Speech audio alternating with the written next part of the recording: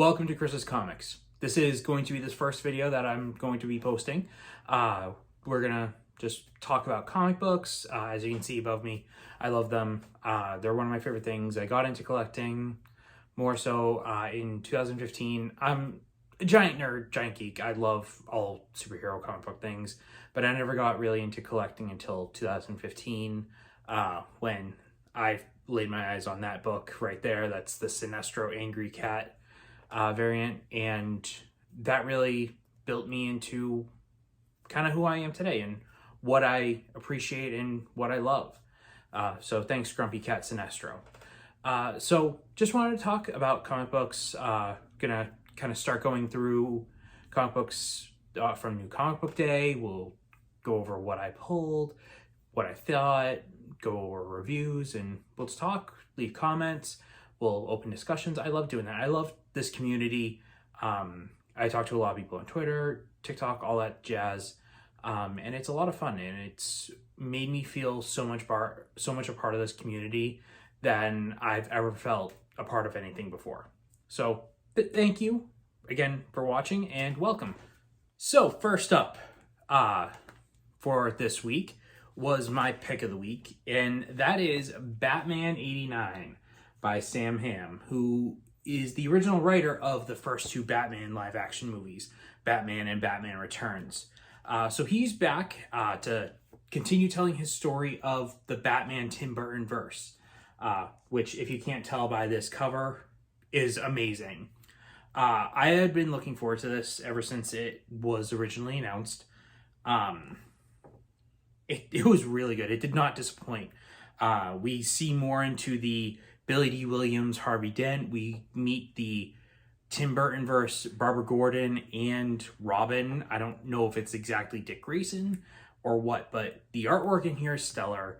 Everything is amazing. I wish this wasn't just 6 issues, or at least that these issues were longer.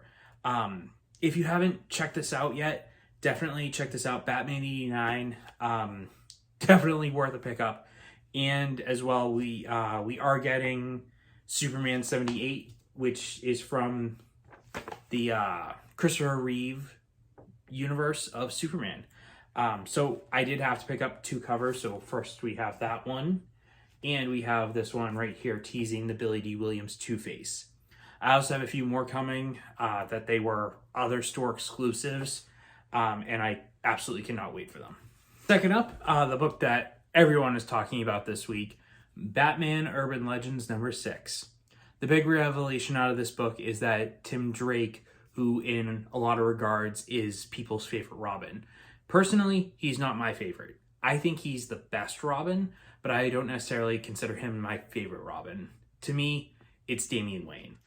I just grew up more with that Damian Wayne stuff in regards to growing up in reading. I loved his arc in Batman and Son. I enjoyed all the DC Animated Universe movies where he's heavily included. He is the Robin of that universe. So it's made me appreciate Damian Wayne a little bit more, and I feel like that's why I'm more drawn to him. But I think Tim Drake is better. Tim is a detective. He is one of the best detectives in the DC universe. He and Batman have great detective stories. I think if you wanted to really have a great detective story, they should have that together with them.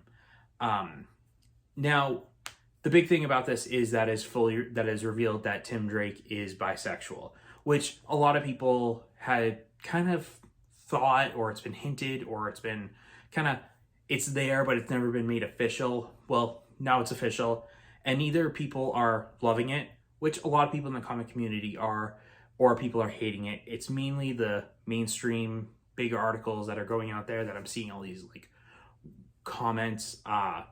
But you know what? If you don't want to read comic books, don't read comic books. If you feel like they're ruining a character, then clearly you haven't read anything about Tim Drake. Another big revelation in this book, because it's a few different stories in here by different authors. The first one by Chip Zdarsky, who I'll get to some more about later, deals with Jason Todd. And there's a big revelation in here that he's giving up the guns, which he still believes people will die, and people should die, like the Joker mainly. But he's giving up the guns. He tells Bruce that, you know, I'm not doing this for you. I'm doing it for me. And I feel like that's almost just as big of a revelation. I mean, in different aspects, but that's a huge revelation for Jason Todd. He's always been known for carrying those guns. And the fact that he doesn't want to do that anymore speaks a lot to his character and his character growth. Next up is my personal favorite cover of the week, Detective Comics 1041. Look at that cover. It's so beautiful. Personally, I'm into comic books mainly for myself, for collecting, for reading, for my overwhelming enjoyment. I'm not in this to turn and burn them. I know that's a big part of the community right now where people are just buying and selling and buying and selling, but that's not me. Yes, I do try to get those big books, but I get them so I can have them and I can appreciate them. I'm not looking to sell them as soon as I get them. I haven't been able to read this yet, but there is a few great things in this book that I've seen online, starting with the Batman getting the classic yellow circle emblem back, and this suit looks beautiful. I saw this online. This is beautiful. So I'm excited to read this. Next up, Future State Gotham #4 by Josh Williamson. I love Josh Williamson. I think he killed it on The Flash. He killed it in the Batman Superman series when he was on that. He's one of my favorite DC writers. Now this book, first of all, it's all in black and white, which I think gives it a more manga feel, which is awesome. I have been able to read this. It's amazing. There's no other words. I do love this storyline so far. I love how we are with Jace Fox, otherwise known as the next Batman. In this story, it's Harley Quinn and this new character up against Punchline, who has been only around for the past year or so, who is Joker's new sidekick. And it's amazing. Like I said, the book, I can't stop saying amazing. I love it so far. Every issue of this has just gotten better and better in my opinion. And again, it's only 4 issues in. I know it has a lot to do with the future state that went on last year. But in regards to this storyline, if you're reading Batman at all or any of these future state titles, definitely pick this up. It is a very good read. Next up, we're going to jump over to Marvel for a few and look at Spider Shadow #5. I love this story. It's a what if story. What if Peter Parker became Venom? What if he chose to keep the symbiote instead of tearing it off and it going to Eddie Brock? This story has been amazing. It's by Chip Zdarsky, who did that story in Batman Urban Legends with Jason Todd.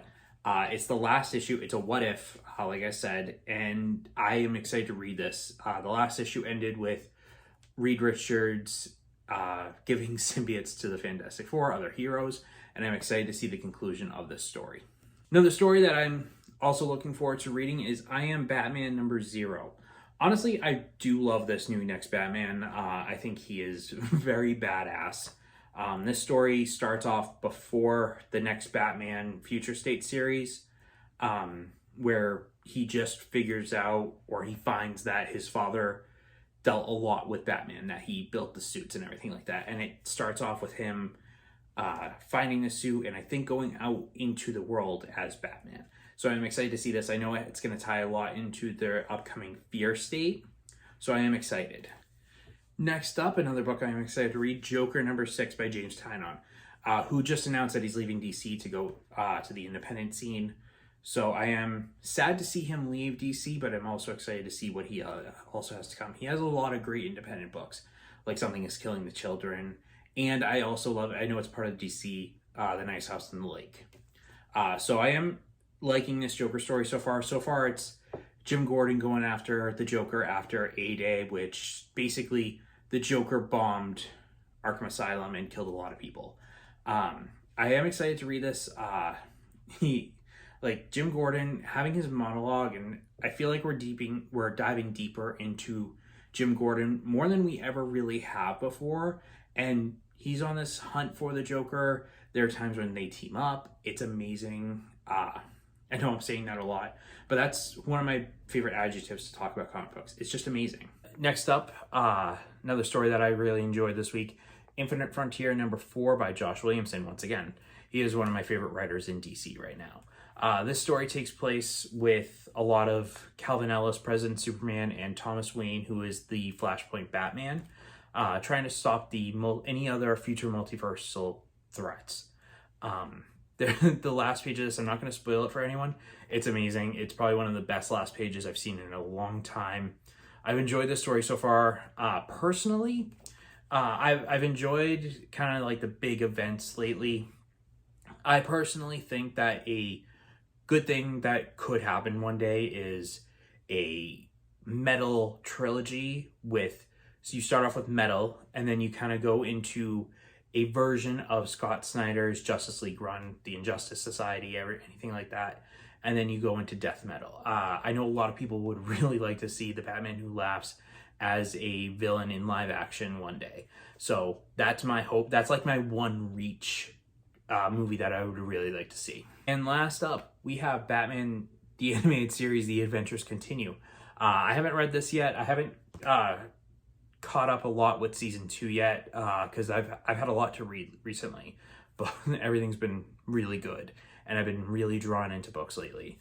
But the first season was really good. It ended up with a little bit of a cliffhanger, and I cannot wait to read this. I can't wait to read the rest of season 2, and I do love this cover. Thank you so much for watching. Like I said, I hope to do this every Wednesday, or at least record every Wednesday and post at another date. But thanks again for joining. If you have any suggestions, comments, anything like that, leave it below. Feel free to chat. I'm always up for a good chat, especially when it comes to comic books, superheroes, geeky stuff, anything. I'm huge. So thanks for watching. I hope I was able to keep you entertained at least. And yeah, thank you.